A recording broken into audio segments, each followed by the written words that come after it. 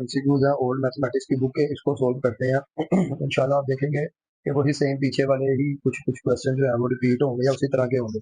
अब पहला जो है ये पहला आपको पता है sum of cube root of unity ये 1 0 के इक्वल होता है, product of cube root of unity 1 के इक्वल होता है, तो कभी प्रोडक्ट वाला आ जाता है, सम वाला 0 है। दूसरा देखें, दूसरे में लिखा हुआ है NP2 इज इक्वल टू 30।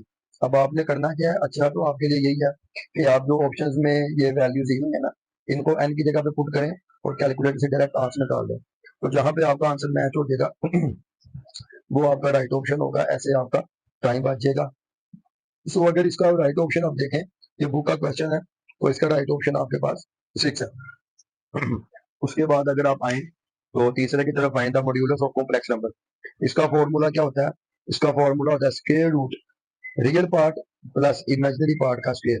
सो अगर आप देखें तो आपके पास रियल पार्ट 1 है, 1 का स्क्वायर इमेजिनरी है स्क्वायर रूट 3, और माइनस भी आप डालें तो अल्टीमेटली प्लस हो जाएगा, तो अंदर आएगा 4, 4 का स्क्वायर रूट क्या होता है 2। सो इट मीन कि इसका जो करेक्ट आंसर है वो आपके पास है 2 है। तो किसी भी तरह का आपके पास मॉड्यूलस वाला क्वेश्चन आ जाए, ये मॉड्यूलस की जगह पे ना वो ये भी पूछ सकता है आपको इस तरह से कि ये फाइंड करें जी दे के, तो इसका भी मतलब मॉड्यूलस ही होता है, तो इसका सी ऑप्शन राइट है। अब अरिथमेटिक मीन बार बार बता चुके हैं, ए प्लस बी डिवाइडेड बाई 2। सो आप इन दोनों को ऐड करें और 2 पे डिवाइड करेंगे तो आपके पास आंसर आ जाएगा ए। अब पेपर में ज्योमेट्रिक मीन के बारे में भी क्वेश्चन आते हैं।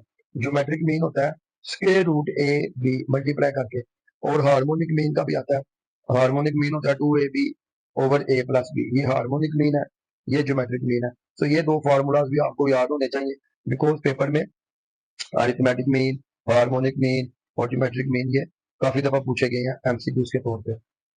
पांचवा आप लोग याद रख लें इंटू फंक्शन है। छठे पे आए, छठे में आपको पता है ये इम्प्रॉपर फ्रैक्शन है, सो ऊपर एक्स स्क्र प्लस 1 है, नीचे एक्स स्क्र माइनस 1 बनेगा। सो इसको आपने डिवाइड करना है दोनों को, तो डिवाइड करके सी ऑप्शन आपके पास आएगा। इसमें करने का एक तरीका ये भी है, आप देखें इम्प्रॉपर फ्रैक्शन है ना, तो ये और ये ऑप्शन वैसे ही एलिमिनेट हो गए, क्योंकि ये तो क्वाड्रेटिक वाला होता है, ये क्वाड्रेटिक के लिए यूज किया जाता है। अब ये इसलिए नहीं क्योंकि डिवीजन जब हम करते हैं ना तो साथ में कुछ ना कुछ रिमाइंडर आपका बचता है या क्वेश्चन आता है, उसको आप साइड पे लिखते हैं। तो ये वाली ऑप्शन बची थी और ये वाली बची थी, इसमें चूंकि बीच में माइनस यूज कर रहा है यहाँ पे, तो इसलिए मैंने ये वाली ऑप्शन को भी निगलेक्ट कर दिया, क्योंकि आपको पता है पार्शियल फ्रैक्शन में सम ऑफ लिखा जाता है इनटू रैशनल फ्रैक्शन की फॉर्म में। सो सातवां देखें क्वाड्रेटिक इक्वेशन हुज रूट्स।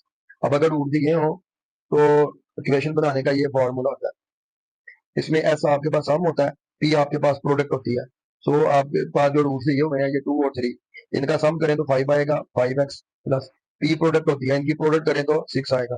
तो आप अगर देखें तो आपके पास option A will be the right option. तो ये फॉर्मूला आपको पता होना चाहिए, शॉर्ट क्वेश्चन के तौर पे भी ये आ सकता है।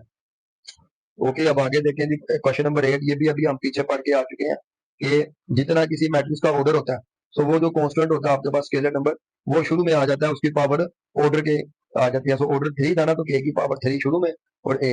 ये भी क्वेश्चन ही आया, आप ये बुक का इसको आप अच्छे से याद कर लें।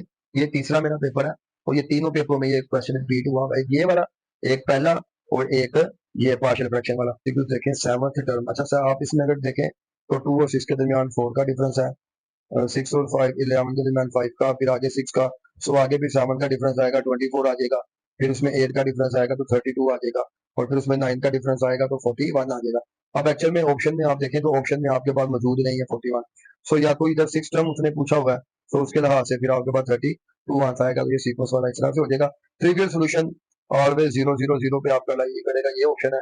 क्वेश्चन नंबर 11 का आपका डी ऑप्शन है, ये बुक की स्टेटमेंट है, आप इसमें से कैलकुलेटर से देख सकते हैं बड़ा, लेकिन अब आप इसको याद ही कर लें तो ज्यादा अच्छा है। 12वां देखें, 12वां 7वें चैप्टर का एमसीक्यूज है, P of A union B. अच्छा अगर तो ये ओवरलैप ना करती, अगर तो ओवरलैप कर रही है ना, ओवरलैप का मतलब है कि 1 2 एक सेट है और एक सेट आपका है 2। तो देखिए दोनों सेट ओवरलैप कर रहे हैं, 2 दोनों में आ रहा है, ओवरलैपिंग का ये मतलब होता है। तो अगर तो ओवरलैप कर रहे हो तो फिर आपने जो ए यूनियन बी होता है ना, वो आपके पास ए, ये सी ऑप्शन इसका है, probability of A plus probability of B minus A intersection B. अगर ये ओवरलैप ना कर रहे होते, अगर ये ओवरलैप ना कर रहे होते तो फिर simple probability of A plus probability of B आना था, क्योंकि ओवरलैप नहीं कर रहे तो इंटरसेक्शन 0 हो जानी थी खाली सेट। सो ये आपने ख्याल करना है, ओवरलैपिंग के लिए ये है, नॉन ओवरलैपिंग या म्यूचुअली एक्सक्लूसिव के लिए आपके पास राइट ऑप्शन होगा probability of A plus probability of second two which lies in. So इसका डी ऑप्शन है। ये आपने करना कैसे है, इसका आसान हल मैं आपको बताता हूँ। आप इन ऑप्शंस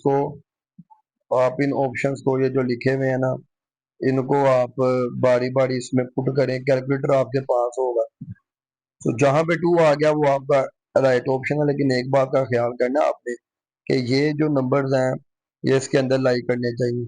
अब 4 पाई/3 है, पाई को रखें 180, ठीक है, और डिवाइड कर दें जी 3 पे।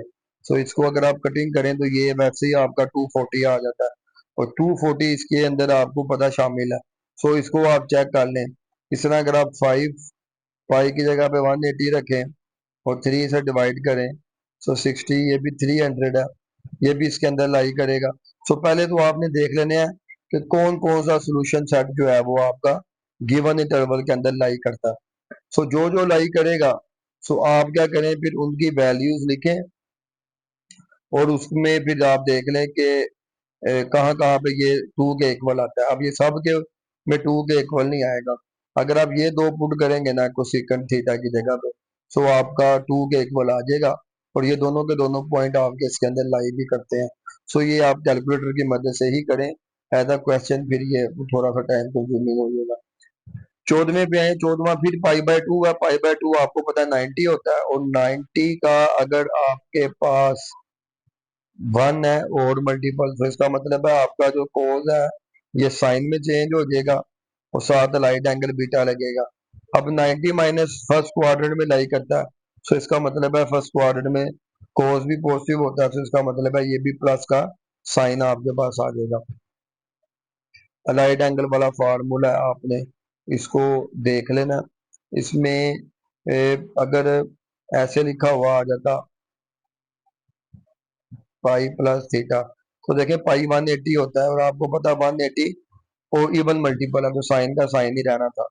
लेकिन फिर आप देखो पाई प्लस जाता है थर्ड क्वाड्रेंट में, तो थर्ड क्वाड्रेंट में साइन नेगेटिव होता है, बस साथ नेगेटिव आ जाना था आपका। सो इस चीज को आप देख लें।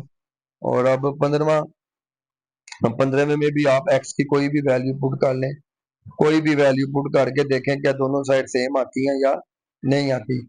सो इससे आसान हो जाएगा। इधर भी एक्स की सेम वैल्यू रखें, इसमें भी एक्स की सेम वैल्यू रखें, और उसको पाई में से माइनस करें, आप देखेंगे दोनों साइड का सेम आ गया। सो ऐसे आप ऑप्शन को अच्छे तरीके से कर सकते हैं।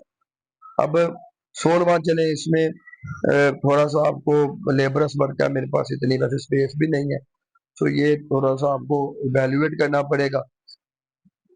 उसके बाद 17वें पे आए। 17वें पे आप देखें साइन होता है परपेंडिकुलर ओवर हाइपोटेनस, ये साइन है। कोस क्या होता है, कोस होता है बेस ओवर हाइपोटेनियस। इसका मतलब है साइन के नीचे भी हाइपोटेनियस है, कोस के नीचे भी हाइपोटेनियस है। सो अगर साइन के नीचे 13 है, तो जो कोस हमने निकालना है उसके नीचे भी 13 होना चाहिए। अब उसके लिए दो ऑप्शन है, ऑप्शन बी और ऑप्शन सी। ए और डी तो वैसे ही क्रॉस होगी आपकी इस मंतक से।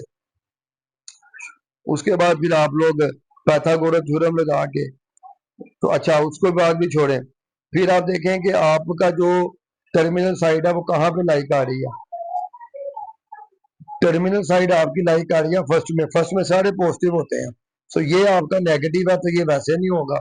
सो ये सी वाला ही आपके पास बचा था जो कि पॉजिटिव था। और एमसीक्यू था, इसको आपने अच्छे से तैयार कर लेना है, और बाकी दो एमसीक्यूज भी देख रहे